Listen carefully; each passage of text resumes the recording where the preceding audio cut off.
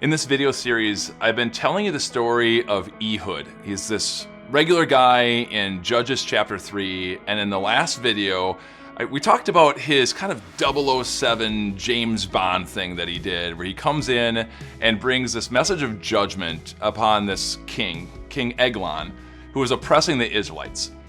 We read from the text of the Bible, it was kind of crazy, where it says that Ehud pushes in the sword into the gut of King Eglon, his fat covers over it, and we're like, that's not a story you'd tell in Sunday school. Well, here's the rest of the story. Once again, not a story you're going to hear in Sunday school, but after Ehud cuts into King Eglon, it says that the king's guts, spilled out.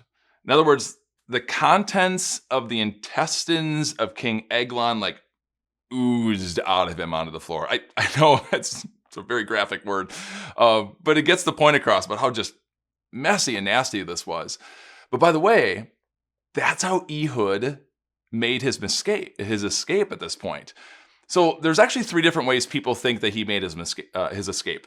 So the king ends up dying, and Ehud locks the doors, and then some people think he rappels out of a window, which is possible. We don't know if it was a high 2-story, or he could have gone down some sheets or something. We don't know. It's possible.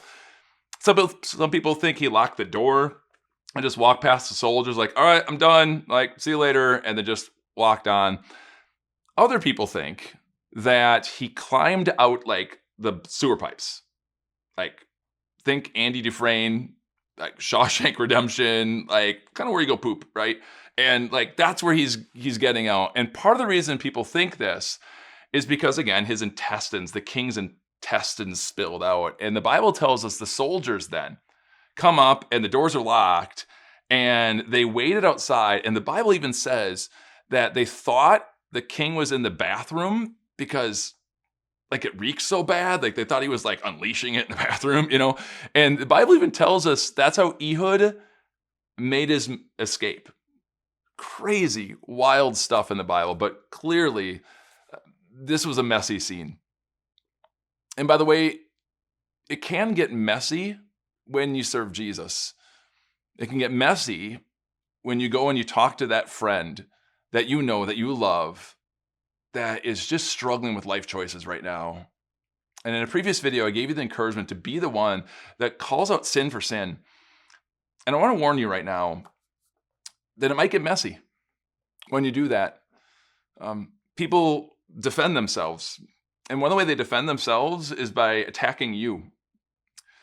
And that stops a lot of people. And maybe it stopped you. And you see your friend hurting and in need, and you go, I don't want that. I don't want to have it get messy. And yet God encouraged you to not worry about the mess, but instead focus on them and to focus on their need. Maybe this isn't a perfect analogy, but it kind of works. I think it does. When you're cleaning your room, what happens? If your bedroom's a mess and you're I gotta fix this thing. And you make a bigger mess, right? You pull stuff out and you put it over here, you don't put it away, and you come back in later and it's worse. But eventually the room gets clean. Time and focus, it gets clean. I want to warn you that things are going to get messy, more than likely, but don't be afraid of the mess. In God, the powerful Lord God, creator of the universe, wants to bless this.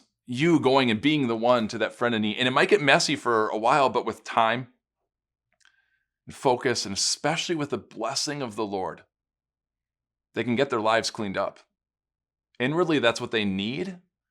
Inwardly, that's what you know that they need and what you want for them. Don't be afraid of the mess. In fact, God gives you an encouragement about that. We're in Luke chapter 21. I love these words. I love them. God says this. He says, but make up your mind not to worry beforehand about how you will defend yourselves. For I will give you words and wisdom that none of your adversaries will be able to resist or contradict. Make up your mind ahead of time. Do not worry, because God goes with you. The holy God of the universe loves you.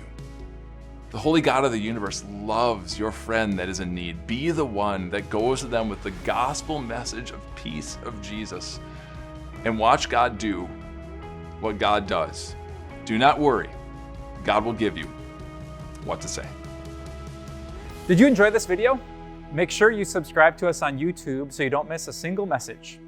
Click right here.